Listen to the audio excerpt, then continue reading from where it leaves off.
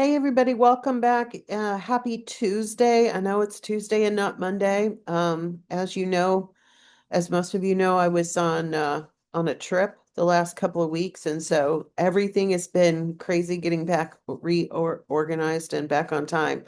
Um, we were on the complete West Coast in California, and so 3 hour time difference.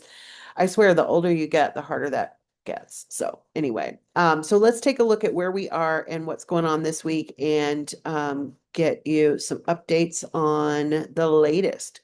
All right, so we are in week 5, and your assignment this week is the preliminary bibliography for the poetry paper.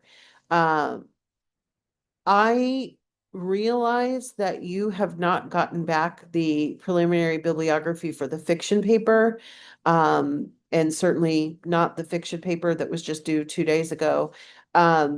If you need any extra time on the poetry paper stuff, I am perfectly happy to let you have some. I don't want to drag it out too long though, because remember, one of those two papers you're going to revise. So I will get the fiction paper stuff, both things, back to you as soon as possible. And then hopefully we can get the poetry paper stuff on time as well. So you will then take one of those papers and revise it. So that's where we are. There's really not a lot of new things happening this week because we've already we've already started the poetry unit. You started reading it last time. You are going to be writing your poetry paper on one, no more than two poems. So let's go over those two assignments a little bit more specifically so that you know what you're doing. I will say they are essentially the same as for the fiction paper in terms of the length, in terms of the number of sources and things of that nature. So not a lot changes there. I'm going to open the poetry paper assignment first, and then we'll go back and make sure that you understand the backdrop for the bibliography. But it's essentially the exact same thing that you did with fiction. So in this paper, you do have the option to do two poems, but they would need to be comparable poems. They would need to have something really in common, maybe two sonnets or two love poems or two whatever. I would prefer that you focus on just one poem, but a lot of times when you write about poetry, people get real nervous that they're not going to be able to write about enough. So I understand if you want to focus on two poems, they just need to have something in common that ties them together. Um, just like in the fiction paper, you're essentially doing what we call a close reading. So you are going to go through all the important aspects of the poem. Now, or poems. Now, not every poem will have everything. For example, if you're dealing with more contemporary poems, you may not have a rhyme scheme. You may not have things that rhyme. And if so, if that's the case, you don't need to say this poem doesn't rhyme. So talk about the things that are relevant to this particular poem or poems that you are looking at. In your discussion of these formal elements of the poem, where possible, I want you to also integrate secondary research. So just like we did with the fiction paper, you need to have at least 3 secondary sources. So that would be real literary people writing about the poems themselves.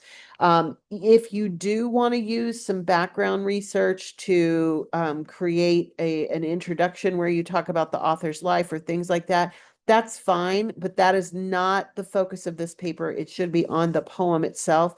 So 3 of your sources need to be academic sources about the poem or poems. If you use other additional sources, that's fine, but that would not count in your 3 required. Okay. So just like the fiction paper, the paper itself needs to be at least 3 full pages. You will have 1 or 2 course poems as the primary sources, as well as the 3 credible secondary sources. All of the paper will be in MLA format. So of course that includes both the works cited page as well as the in-text citations for all of your sources in the paper. Now, before you pick those sources, you are going to be looking at the bibliography. And the bibliography is the only thing that's due this week. So this is the assignment sheet for the bibliography. And of course, it does have a link to the poetry paper. So if you need to go back there, just like the one that you did for the fiction paper, you will have 10 items. So even though you don't have to use 10 items on the paper itself, you're going to have 10 items here. Okay. So with that, you'll have the poem itself. And of course, if you have two poems, they both need to be on there. You need to have 6 to 7 potential secondary sources. So these would be literary criticism, scholarly interpretations, things from the library databases. And again, you don't have to go searching for those. You have access to the ones that the librarians have provided in the each of the sections in the LibGuide have those. You also will need to include on this assignment, you will need to include some tertiary sources. So this can be things like author biographies and that sort of stuff. For each entry, you'll have the full MLA citation. The list will be in alphabetical order. The whole list will have annotations for each one. They don't have to be long, 2 to 4 sentences summarizing the source's content and explaining how it might be used in your paper. Because again, you will probably not use all of these sources in your actual paper. Okay, so keep that in mind as you are doing it, but it is essentially the same thing you did for the preliminary bibliography for the fiction paper. Okay, if you have any questions about it, I'm available. I am not out of town. I am here. So please reach out if you have questions. I'm happy to give you some additional information and some help with that.